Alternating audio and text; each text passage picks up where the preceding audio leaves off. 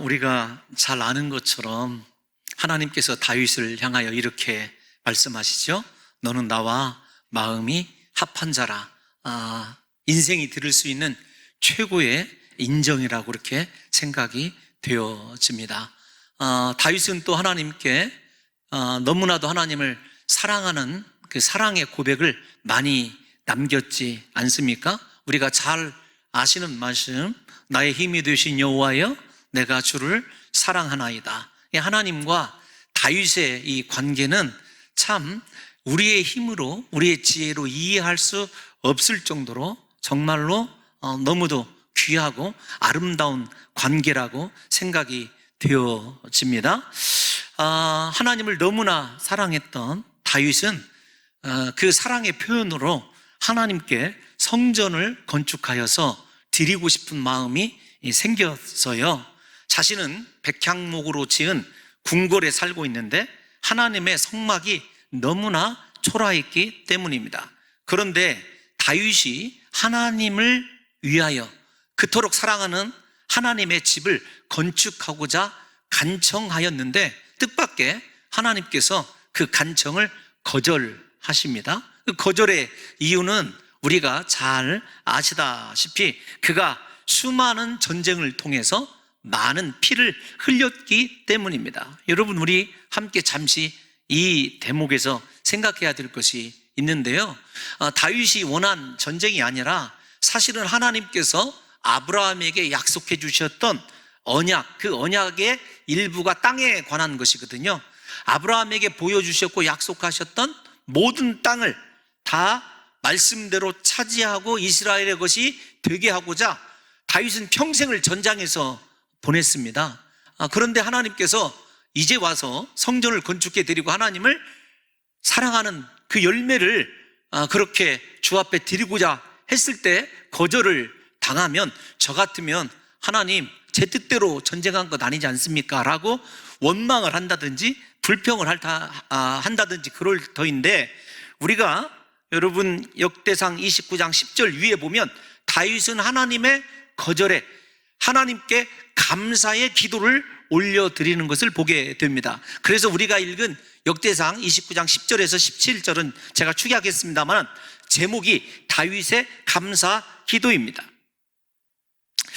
자신의 간청에 거절하시는 하나님께 오히려 기도하되 큰 감사를 드리는 다윗을 바라보면서 성전 건축과 추수감사가 아무런 관계가 없지만 제가 생각하는 것은 적어도 추수감사주의를 통해서 우리 사랑하는 성도들의 감사의 수준이 오늘 하나님 앞에 비록 거절당했지만 하나님을 향한 진정한 감사의 기도를 올리는 다윗의 수준은 우리가 분명히 그 수준에 이르러야 되겠다라는 생각을 하게 된 것입니다. 그래서 저는 이 다윗의 감사 기도에 다윗이 하나님을 어떻게 사랑하고 어떻게 신뢰하고 어떻게 섬겼는지 다윗의 전 신앙이 담겨져 있다고 생각이 되어져요. 그래서 우리 사랑하는 성도 여러분들에게 우리가 오늘 이 추수감사 절기를 지키면서 하나님께 어떻게 우리의 신앙을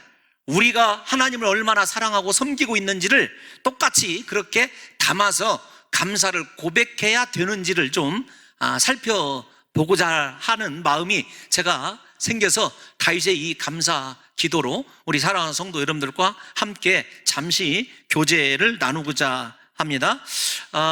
사랑하는 성도 여러분, 우리 속에 진정으로 다윗이 하나님을 향하여 인정했던 이 신앙의 고백들만 이 우리의 감사 속에 포함되어 있다고 한다면 우리의 인생이 하나님께서 다윗을 축복하신 것처럼 우리 사랑하는 성도 여러분들의 인생도 그렇게 축복해 주실 것이란 확신이 있어요.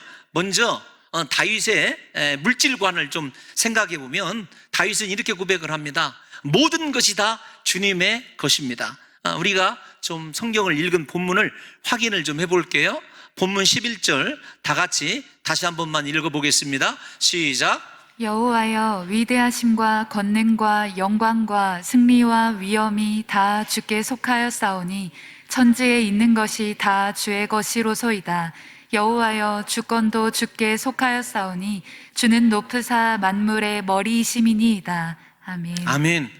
모든 것들이 다 위대하심, 영광, 권능, 자신에게 승리를 주신 것, 이 말을 좀 함축해서 표현하면 자신의 인생 가운데 나타난 모든 것들이 다 하나님께 속해 있음을 다윗이 고백하고 있는 것을 보게 됩니다. 사랑하는 성도 여러분, 더 나아가 하늘과 땅에 속해 있는 것, 그러니까 온 천하 만물이 다 주님의 것이라고 다윗이 인정을 하고 있어요. 그래서 우리 사랑하는 성도 여러분들과 제가 첫 번째로 좀 한번 우리의 신앙을 살펴보고자 하는 것은, 내게 속해 있는 것, 그것이 하나님께서 지금까지 나를 통하여 영광 받으신 승리이든 위엄이든 내게 속해 있는 모든 것이 다 이렇게 주의 것이라고 인정할 수 있느냐라고 하는 그 사실을 저와 여러분들이 한번 우리의 마음을 들여다보면서 이 감사 속에서 과연 나는 만물이 다 하나님의 것입니다, 내 생명도 하나님의 것입니다, 이렇게 다윗처럼 고백할 수 있는지를 점검해 봤으면 좋겠어요. 저 사실을 조금 더 한 번 더 보기 위해서 16절 말씀도 마저 읽고자 합니다. 본문 16절 시작. 우리 하나님 여호와여 우리가 주의 거룩한 이름을 위하여 성전을 건축하려고 미리 저축한 이 모든 물건이 다 주의 손에서 왔사오니 다 주의 것이니이다. 아멘. 아멘. 다윗의 위대한 점이 거기에 있습니다. 모든 것이 다, 자신이 소유하고 있는 모든 것이 다 주님의 손으로부터 왔고 주님의 것입니다, 이렇게 인정을 통해서 하나님께 감사하는 것을 보십시오. 사랑하는 성도 여러분, 다윗은 단 한 번도 자신의 왕위, 자신이 가지고 있는 모든 것을 자신의 것이라고 이야기하지 않았어요. 다 하나님으로부터 받은 것이고 하나님의 것이라고 인정했습니다. 여기에서만 그런 것이 아니에요. 시편 89편 11편을 한번 다 같이 또다시 한번 읽어보겠습니다. 시작. 하늘이 주의 것이요 땅도 주의 것이라 세계와 그 중에 충만한 것을 주께서 건설하셨나이다. 아멘. 하늘과 땅에 속한 모든 것이 자신의 것뿐만 아니라 온 세계가 다 하나님의 것임을 고백하고 있는 다윗을 볼 수가 있습니다. 다윗이 저 고백을 드릴 때에 그는 최고의 권세와 힘과 능력을 소유하고 있었던 막강한 이스라엘의 왕 중의 왕이었어요. 그걸 한번 생각해 보십시오.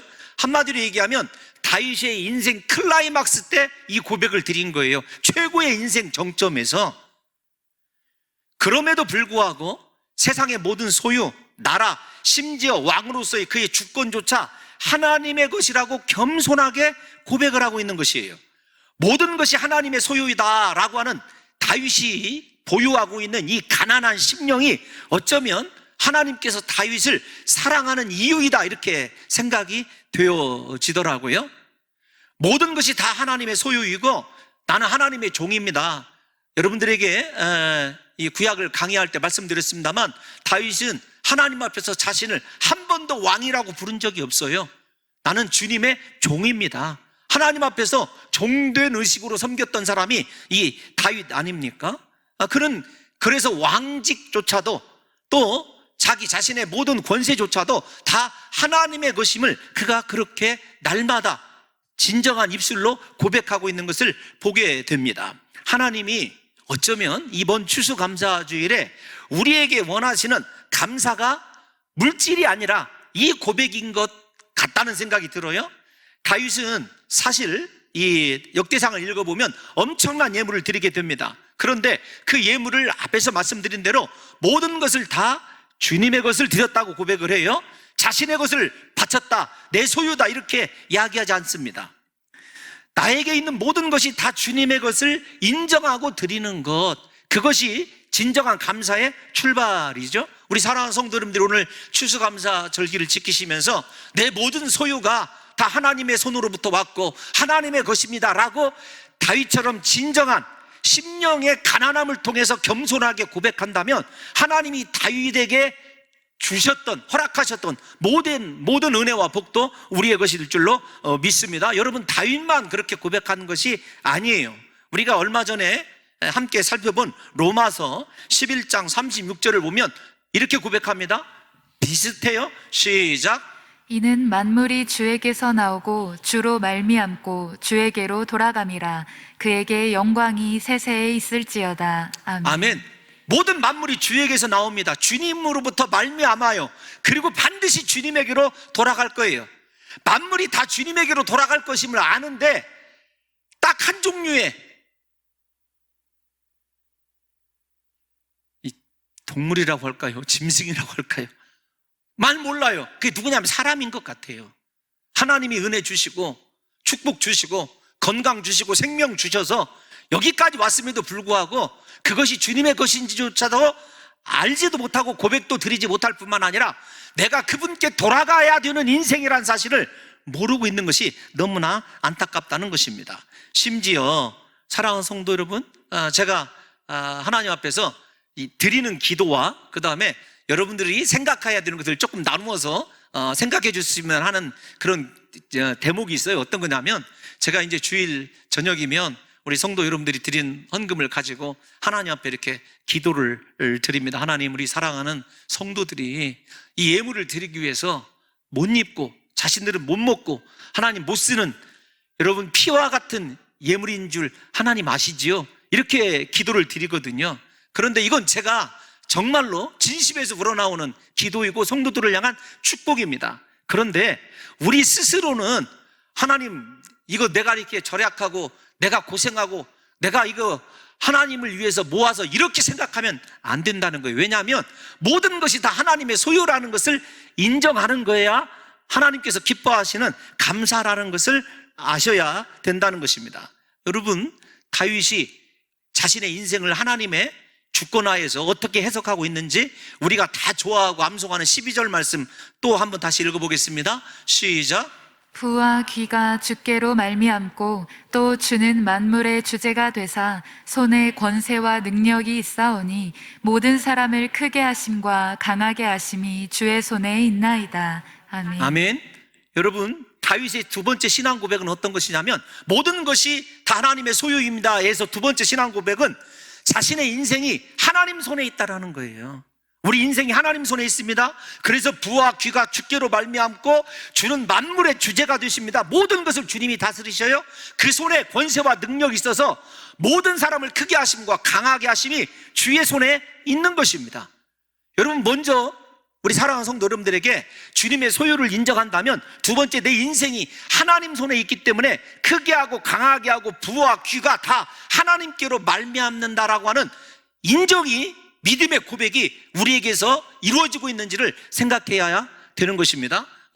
여러분, 부끄러운 말씀이고 제가 가급적이면 사양해야 되는데 저는 저희 집 아이들 방에다가 말씀을 얼마나 이렇게 많이 써서 붙여줬는지 몰라요. 제가 사실은 아니고요, 제 아내가 써서 붙여주거든요. 저 말씀도 물론 써 있어요. 가족들이 함께 저 말씀을 암송할 때도 있습니다. 왜냐하면 정말로 모든 인생에 크게 하심과 높여주시고 강하게 하심이 하나님의 손에 있다는 것을 믿고 있기 때문에 그렇죠. 여러분, 다윗의 인생이 어디에 있었냐면 다른 데 있지 않았어요? 그를 생각해 보십시오. 그의 인생을 목동이었습니다.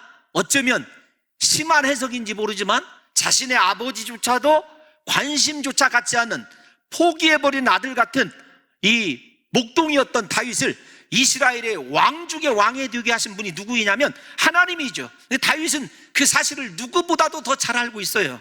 그래서 사랑하는 성도 여러분과 제가 하나님 앞에 감사를 드릴 때 내 인생이 하나님 손에 있다, 그리고 하나님의 손에 내 삶이 붙잡혀 있는 한 나를 통해서 하나님께서 반드시 이루시고자 하시는 그분의 뜻이 있고 그것이 이루어진다고 하는 믿음이 다윗처럼 우리 안에 있어야 한다는 것입니다.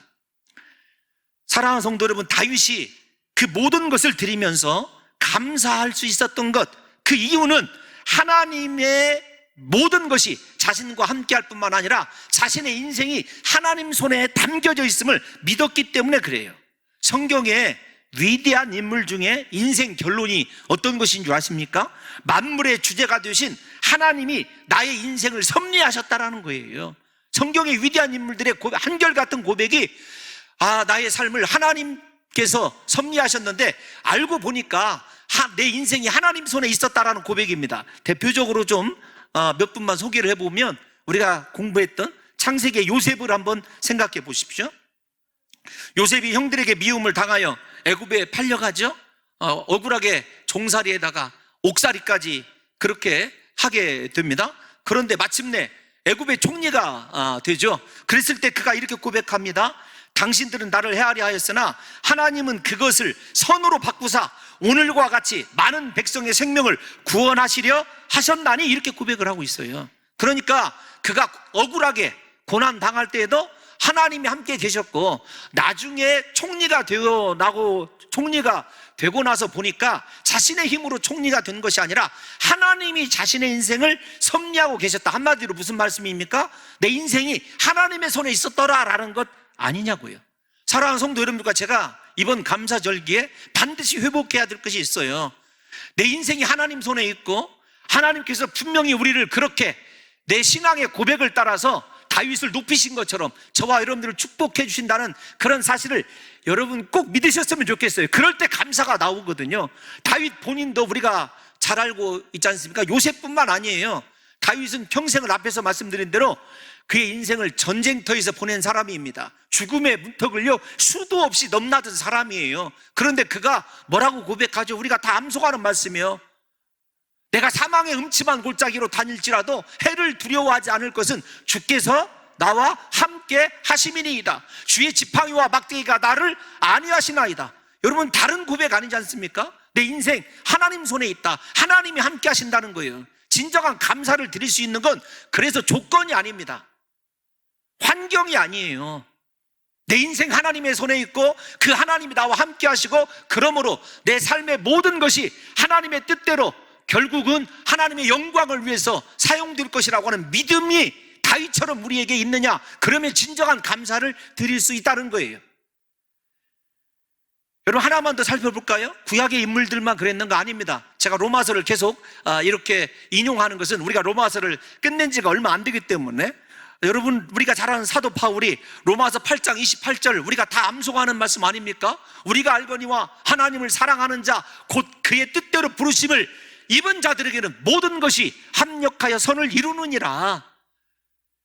우리가 왜 감사하지 못하냐면, 내 인생의 성공이, 죄송합니다, 세속적으로 얘기해서 내 인생의 높아짐이, 존귀가, 부가 하나님 손에 있다라고 하는, 그리고 그 하나님이 나와 함께 한다라고 하는 믿음의 결여가 진정한 감사를 드리지 못하게 하는 결정적 원인이란 사실을 사랑하는 성도 여러분들과 제가 솔직히 고백을 하시고, 남은 생애 동안만큼이라도 우리가 나와 함께 하신 하나님, 나를 버리시지 않는 하나님이 내 하나님 되심을 다윗처럼 그렇게 고백하시면서 진정한 어떤 상황 속에서라도 진정한 감사를 드리실 수 있는 귀한 성도들이 되시기를 예수님의 이름으로 축원합니다. 우리의 지금까지 살아온 인생이요 다 하나님이 섭리하셨어요.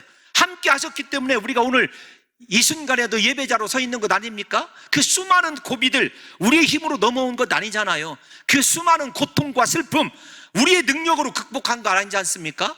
우리와 함께 하시고 나를 버리시지 아니하셨던 하나님 손에 우리가 있었기 때문에 여기까지 이른 거죠. 그래서 매 순간마다 우리가 어떤 상황 속에서도 그저 입에서 나와야 되는 건 하나님 감사합니다, 하나님 감사합니다라고 하는 고백이 나와야 된다는 것입니다.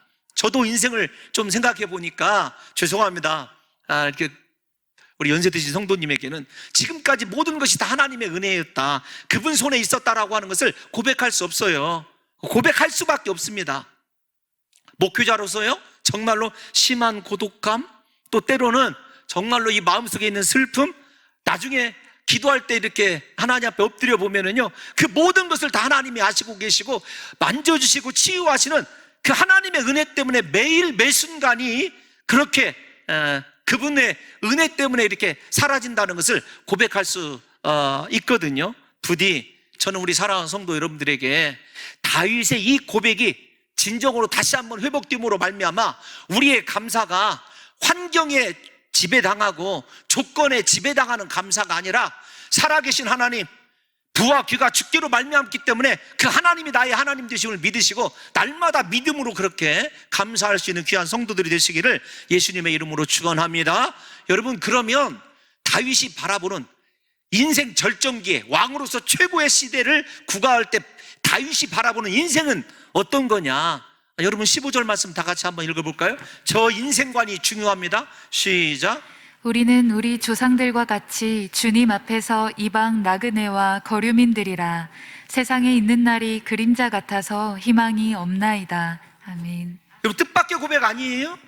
부러울 것 없이 모자란 것 하나 없이 살아가는 다윗이 뭐라고 얘기하냐면 자신이 주님 앞에서란 말이 굉장히 중요해요. 주님 앞에 서 보니까 내 인생 나그네입니다. 잠시 객지 생활하고 있는 거류민입니다. 이 세상에는요 소망이 없습니다. 저 말을 바꾸면 주님 앞에서 저렇게 인생이 보잘것없는 것인데 진정한 소망은 누구밖에 없다는 거예요? 하나님밖에 없고 그가 소망하는 건 하나님 나라밖에 없다라는 거예요.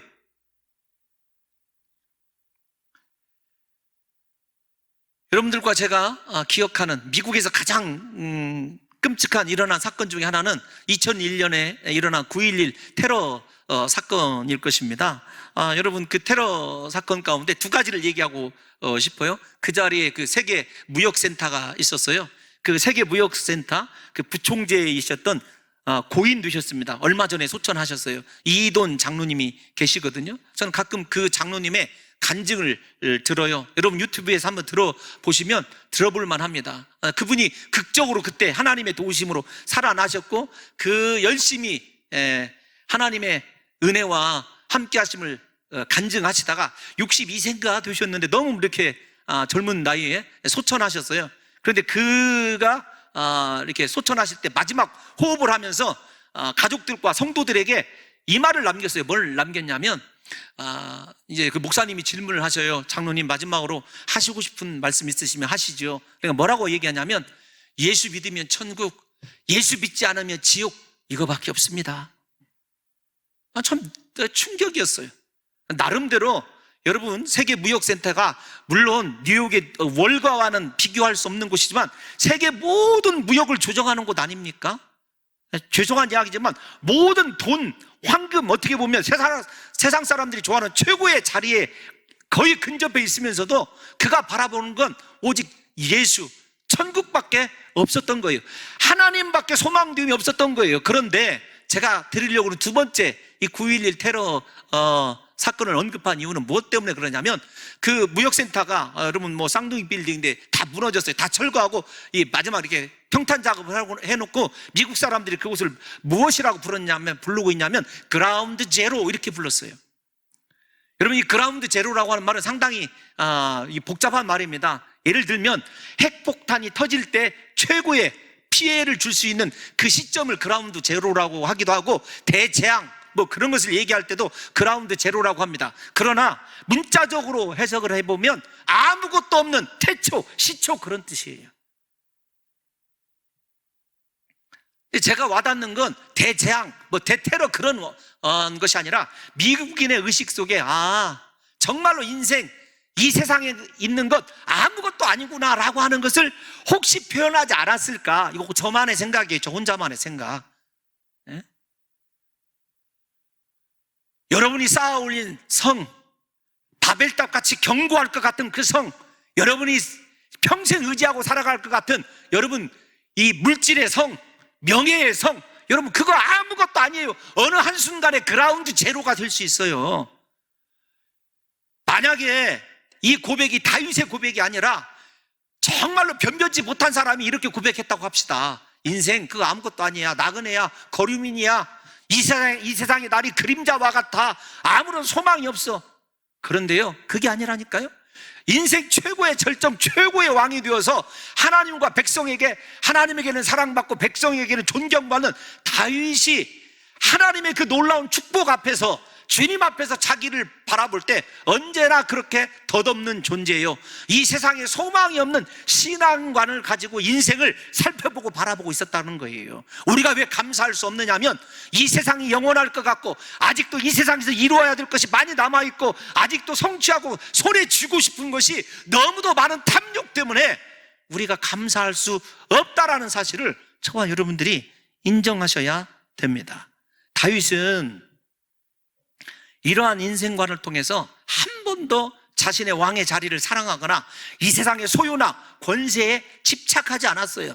여러분 제 말이 그렇게 다윗을 지켜 세우는 것이 아니라 그의 고백을 보면 알아요. 시편 84편 10절 한번 읽어볼까요? 다윗의 고백입니다. 시작. 주의 궁정에서의 한 날이 다른 곳에서의 첫날보다 나은즉 악인의 장막에 사는 것보다 내 하나님의 성전 문지기로 있는 것이 좋사오니. 아멘. 다윗은 왕의 자리를 가지고요, 이 땅에서 만세수를 누리는 것, 그것이 아니었어요. 그냥 주의 성전 문지기로 하루를 사는 것이 훨씬 더 행복하다고 고백한 사람이 다윗입니다. 다른 어떤 곳에서의 첫날보다 주의 집에서의 하루를 더 좋다고 고백할 수 있는 다윗의 저 가난한 심령, 오직 주의 앞에서 자신의 인생의 실상을 제대로 깨닫고 있기 때문에 영원한 소망, 하나님을 위하여 감사하고 있는 다윗의 이 신앙이 저와 여러분들의 신앙이 되어야 한다니까요. 사랑하는 성도 여러분, 다시 말씀을 드립니다. 이 세상은 영원하지 않습니다. 우리 만물이 주에게로 돌아가듯이요, 주님께로 두 손 아무것도 가지지 않고 돌아갈 때가 반드시 온다는 사실이에요. 그러므로 우리가 소망해야 되는 것, 추구해야 되는 것, 하나님밖에 없고 하나님 집밖에 없는 것 아닙니까? 여러분 정말로 주님 만나는 날을 사모하시며 살아가십니까? 유명한 미국의 전도자이자 목사이신 여러분 무디 목사님 아시죠? D.L. 무디 목사님이 설교 가운데 이런 이야기를 했어요. 아주 공감을 한 말인데, 당신 자신을 믿어보라. 반드시 실망하게 될 것이다. 사람들을 믿어보라. 어느 날 죽거나 이별하게 될 것이다. 근데 참 아주 점잖하게 표현했어요. 저 같으면 사람들을 믿어봐라. 너 언젠가는 뒤통수 맞거나 배신당한다. 뭐 이렇게 아주 리얼하게 표현하고 싶은데, 이분은 정말 신앙인이에요. 점잖게 표현한 거예요. 어느 날 죽거나 이별하게 된다. 명예나 돈을 믿어보아라. 어느 날 사라지게 될 것이다. 그러나 예수 그리스도를 믿어보아라. 그러면 후회 없는 삶을 살 것이요 영원한 생명을 얻을 것이다. 할렐루야. 여러분, 영원한 저 하나님 나라를 소망하면 우리가 이 땅의 것 때문에 연연하지도 않고 원망하지도 않고 불평하지도 않고요, 나를 영원한 저 천국 시민이 되게 하신 하나님께 날마다 감사할 수 있는 것 아니냐고요. 마지막으로 다윗이 드리는 감사의 기준은 조금 우리 사랑하는 성도 여러분들께 직접적으로 이렇게 말씀을 드리면 상처가 될 법도 한 조금 직설적인 말씀이에요. 어떤 거냐면 17절 말씀 마지막 절 한번 읽어보겠습니다. 시작. 나의 하나님이여, 주께서 마음을 감찰하시고 정직을 기뻐하시는 줄을 내가 아나이다. 내가 정직한 마음으로 이 모든 것을 즐거이 드렸사오며 이제 내가 또 여기 있는 주의 백성이 주께 자원하여 드리는 것을 보오니 심히 기쁘도소이다. 아멘. 아멘. 하나님이 무엇을 기뻐하신다고요? 물질이요? 아닙니다. 주님은 기뻐하시는 것은요, 정직이에요. 하나님 앞에서 정직한 심령 되는 것을 기뻐하십니다. 그래서 다윗이 뭐라고 고백하냐면, 내가 정직한 마음으로 이 모든 것을 즐거이 주님 앞에 드렸다, 이렇게 고백하고 있는 것 아니겠습니까? 여러분, 하나님이 우리에게 달아보는 것은요, 우리의 심령, 마음 아닙니까? 겉으로뿐만 아니라 우리 마음이 하나님 앞에서 얼마나 정직하느냐예요. 정직한 마음으로 하나님께 자원하여 드릴 때 하나님께서 받으시는 것이 무엇이냐면 기뻐하심이에요. 하나님을 기뻐하시게 하는 것, 하나님을 춤추게 하는 것, 다른 것이 아닙니다. 정직하게 드리는 거죠. 하나님 앞에 계산을 따라 드리고 어떤 상황을 따라서 하나님의 것을, 죄송합니다, 직접적으로 표현하면 조작해서 드리는 것이 아니라 정직한 마음으로 하나님께 드리는 거죠. 여러분, 정직한 마음으로 드리는 이에게 하나님께서는 그분이 기뻐하셨던 기쁨을 돌려줘요. 그래서 정직한 심령으로 하나님을 경배하는 자들의 인생에 무슨 열매가 있냐면 기쁨이 있어요. 행복이 있습니다. 그런데 여러분, 이 단어를 조금 더 직접적으로 설명하기 위해서 한 번만 다시 17절 띄워놔 주십시오. 감찰하다라고 하는 단어가 나와요. 감찰하다. 주께서 마음을 감찰하신다. 주님이 무엇을 보신다고요? 여기에 있는 그 아름다운 추수물들을 보는 것이 아니라 그 마음을 감찰하시는데, 이 감찰하다라고 하는 히브리어 빠한이라고 하는 단어는요, 시험하다 그 뜻인데 훈련과 연단을 위하여 시험하다 그 뜻이에요. 그러니까 그 기쁨이 어떤 기쁨이냐면 하나님의 시험에 통과한 자들만 누릴 수 있는 기쁨입니다. 얼마 안 있으면 우리가 그 12월 3일이면 우리 아이들이 수능을 보거든요. 그래서 저도 새벽마다 기도하고 있어요. 그 아이들이 정말 인생의 큰 꿈을 안고 수능에 성공해서 원하는 대학교에 합격했다고 합시다. 그 기쁨이 얼마나 대단하겠느냐고요. 여러분, 하나님께서 우리의 마음을 빠한 감찰하시고 시험하시는다는 사실을 여러분들과 제가 늘 기억하면서 살아야 되는데, 우리 하나님 앞에서, 주 앞에서의 삶, 우리의 마음을 감찰하시는 하나님을 인정하고 인식하지 못하는 것이 어쩌면 행복하게 신앙생활을 하지 못하는 결정적 원인일 수도 있어요. 여러분에게 한번 묻고 싶습니다. 사랑하는 성도 여러분, 지금 예수 믿고 신앙생활 하는데 행복하십니까? 기쁨이 있냐고요. 주님께 예배하러 나올 때 즐거움이 있고, 말씀 들을 때 즐거움이 있고, 삶의 자리에서 하나님 생각해도, 십자가만 생각해도 기뻐해서, 너무 기뻐서 눈물이 나오는 그런 기쁨이 우리 인생 가운데 있느냐고요. 다윗은 정직한 자들이 하나님 앞에서 누리게 되는 기쁨을 이렇게 노래한 적이 있습니다. 시편 4편 6절에서 7절 한번 볼까요? 시편 4편에서 6절 7절 시작. 여러 사람의 말이 우리에게 선을 보일 자 누구뇨 하오니 여호와여 주의 얼굴을 들어 우리에게 비추소서. 주께서 내 마음에 두신 기쁨은 그들의 곡식과 새 포도주가 풍성할 때보다 더하니이다. 아멘. 잠깐만 7절 띄워놔 주십시오.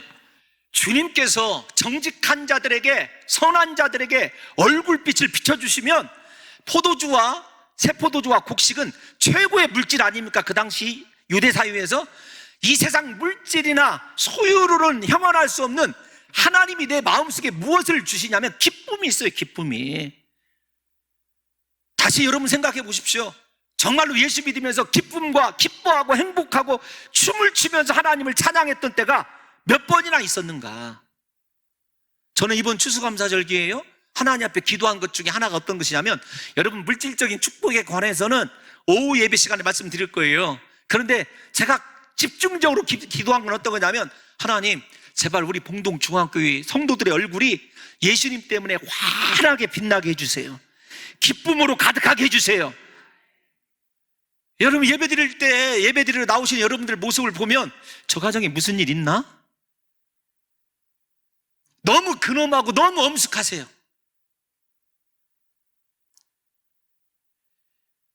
사랑하는 성도 여러분, 왜 우리가 예수를 믿으면서도 기쁨이 없을까요? 죄송한 말씀 드리겠습니다. 어쩌면 우리의 정직이 하나님의 감찰하시는 빤 시험에 통과하지 못하기 때문은 아닐까요? 예를 들면 하나님의 시험에 통과하지 못한 대표적인 사람이 신약 사도행전에 나오는 아나니아와 삽비라입니다. 그 사건 잘 아시잖아요. 하나님께 드리겠다고 다 약속을 해놓고 자기 것 떼어놓고 일부만 속여서 드리고 하나님의 교회를 속여서 성령에 의해서 즉결 처분을 받은 아나니아와 삽비라를 한번 생각해 보십시오. 초대교회에서 가장 비극적인 생을 마감한 사람들로 기억되고 있지 않습니까? 여러분 반대입니다. 우리는 그래서는 안 돼요. 하나님이 주신 은혜대로 드리는, 정직하게 드리되 정직하게 드리는 인생에게 하나님이 진정한 기쁨과 행복을 주신다는 것을 제가 얘기하고 있는 것이 아니라 다윗이 고백하고 있잖아요. 다윗이. 여러분 그의 인생의 기쁨이 왕으로서 통치권을 행사하고 다른 사람을 다스리고 군림하는 데서 얻지 않았어요. 하나님께 마음으로 정직하게 드리는 데서 그는 기쁨을 얻은 것입니다. 다시 말씀을 드려요. 저는 우리 사랑하는 성도 여러분들과 제가 하나님의 정직에 감찰하시는 그 하나님의 마음에 이 감찰을 통과하셔서 이번 추수감사주일부터는 우리 사랑하는 성도들의 얼굴이 날마다 앞에서 축복한 것처럼 예수님처럼 환하게 빛나시는 역사가 있으시기를 예수님의 이름으로 축원합니다. 정직이 얼마나 중요한지 다윗이 정직과 기쁨의 관계를 설명한 것만 여러분 말씀드리고 마칠게요. 다윗이 주님 앞에서 정직을 훗날에 얼마나 소원하는지를 아는 사건이 하나 일어나죠. 밧세바와의 간음 사건입니다. 나단 선지자가 죄를 지적하니까 다윗이 얼마나 정직한지, 맞습니다, 내가 그 죄인입니다, 회개하기 시작합니다. 그리고 유명한 시편 51편에서 주여 주의 성신을 내게서 거두지 마옵시고 정직한 영을 새롭게 하여 주옵소서. 두 가지예요. 성령을 거두지 말라는 것과 정직한 영이 새로워 달라는 거예요. 하나님 앞에 정직한 자, 다윗이 훗날에 그 무겁고 무서운 죄에서 벗어났을 때 노래한 기쁨을 한번 보겠습니다. 16편 11절 다 같이 한번 읽겠습니다. 시작. 주께서 생명의 길을 내게 보이시리니 주의 앞에는 충만한 기쁨이 있고 주의 오른쪽에는 영원한 즐거움이 있나이다. 아멘. 아멘. 뭐라고요? 주께서 내게 생명의 길을 보이신대요.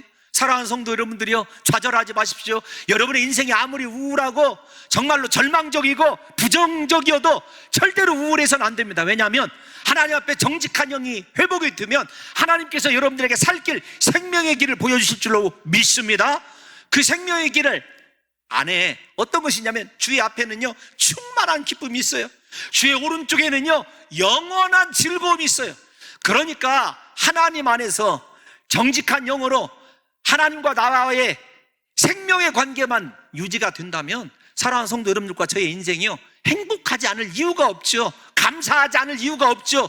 기쁨이 사라질 이유가 없는 것 아니겠습니까? 부디 우리 사랑하는 성도 여러분들에게 이번 추수감사절만큼은 하나님이 원하시는 정직의 분량에 반드시 감찰하시는 그 하나님의 그 시험에 통과하심으로 말미암아 저와 여러분들 앞에 영원한 기쁨, 하나님이 함께 하시는 충만한 즐거움이 영원하시기를 예수님의 이름으로 축원합니다.